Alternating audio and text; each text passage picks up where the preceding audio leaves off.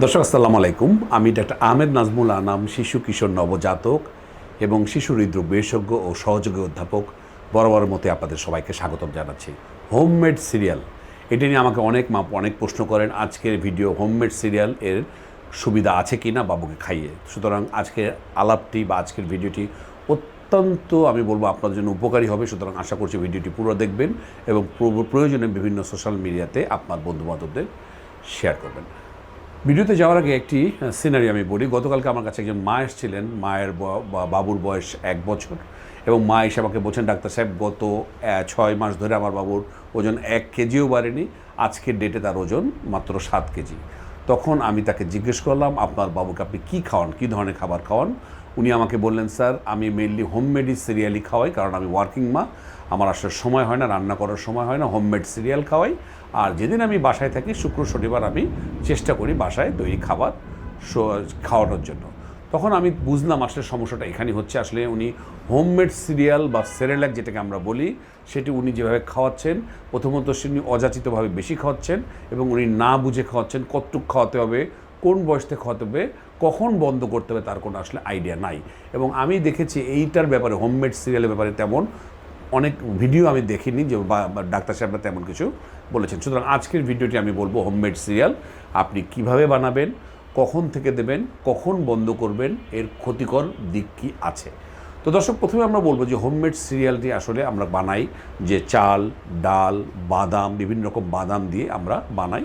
কেউ কেউ মাখানা বা এই ধরনের কিছু দেন। তো সব কিছু মিলিয়ে আমরা একটি ইনগ্রেডিয়েন্টস বানাই এবং সেটি বাবুরাদেরকে আমরা দিই। এটি আমরা দিই এবং এটির ভিতরে ওটা অস্বীকার করার উপায় নেই যে এটির ভিতরে বিভিন্ন রকম ভিটামিনস মিনারেলস আছে। কিন্তু যেটি প্রবলেম হচ্ছে, আমরা শুনেছি বা আমরা জানি যে বিভিন্ন যে সেরেলাক বা সিরিয়াল বাজারে পাওয়া যায়, ভিতরে চিনির পরিমাণ অনেক বেশি এবং এই চিনি খাওয়ার কারণে কিন্তু বাবুরা মোটা হয়ে যাচ্ছে এবং একই রকম চিনির খাবার খেতে খেতে বাবুদের স্বাদটা নষ্ট হয়ে যাচ্ছে এবং তখন ওই মিষ্টি খাবার ছাড়া যে খেতেই চায় না বাবুর। যেটা নিয়ে আমি বারবার আপনাদের হাইলাইট করেছি, বাবুদের শুধুমাত্র মিষ্টি খাবারে অভ্যাস করলে কিন্তু অন্য কিছু খেতে চাইবে না। কিন্তু ঘরে তৈরি সিরিয়াল মারা সেই চিন্তা করে যে অযাচিত যাতে চিনি না বেড়ে যায়, যে মারা ঘরে তৈরি চেষ্টা করেন। তো আমি তাদের চেষ্টাকে রেসপেক্ট করি ডেফিনেটলি। কিন্তু যেটা প্রবলেম হচ্ছে, যেমন ওই মা উনি টাইমিংগুলো গোলমাল করছেন। হোমমেড সেরেলাক বা সিরিয়াল কখনোই আপনি আপনার বাবুর মূল খাবার হবে না। আপনি এটা মাঝে মাঝে দিতে পারেন, না দিতে পারলে তো ভালো। আমি বলবো আপনি যখন ট্রাভেল করছেন, ঘুরতে বেরিয়েছেন, তখন তো রান্না করার সুযোগ নাই। যেদিন আপনার কাজের অনেক ব্যস্ততা আছে, আপনি পারছেন না, আর যেদিন রান্না করার মতো ফুরসতই আপনার হচ্ছে না, বা আজকে মনে করছেন যে আমি এই খাবারটা একটু দিই, সেটা আপনি দিতে পারেন। কিন্তু এটি যদি মূল খাবার হয়ে যায়, যেটা ওই বাবুর ক্ষেত্রে হয়েছে, তাহলে কিন্তু সর্বনাশ হয়ে যাবে। কী সমস্যা হতে পারে? একটা হচ্ছে, এটাকে আমরা বলি যে বাবুদের যে ট্র্যাপে পড়ে যাওয়া, তার বা সেরেলাক বা হোমমেড সিরিয়াল ট্র্যাপ বলে এটাকে। অর্থাৎ বাবুরা যখন এটা খেতে থাকবে, এটা আপনি জানেন এটা পিউরি করে দেওয়া একদম, বাবুরা তখন চিবাতে শিখবে না।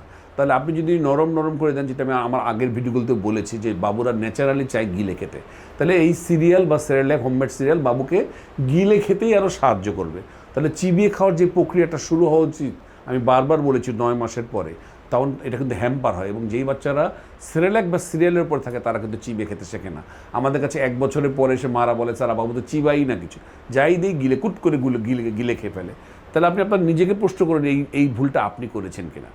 আর ওই যে সেরেলাক বা সিরিয়ালের স্বাদটা আসলে একই রকম হয়, মোনোটোনাস হয়। বাবুরা ওই একই খাবার খেতে খেতে একটা সময় বিরক্ত হতে থাকে, তখন সে ওই তো খাইই না, অন্য খাবারও খেতে চায় না। আর অনেকে একটু চাল ডালের গুঁড়া ভেজে দেন, এই ভেজে দিলেও কিন্তু যেটা হয়, প্রিজার্ভ করতে হলে ভাজতেই হবে, এর অনেক গুণাগুণও কিন্তু ভিটামিনস মিনারেলসের গুণাগুণ নষ্ট হয়। তো দর্শক, আমি বলবো যেটি মূল বক্তব্য আমার, হোমমেড সিরিয়াল বা সেরেলাক আপনারা দিন, আমার কোনো আপত্তি নাই, কিন্তু এটি যেন মূল খাবার না হয়ে যায়।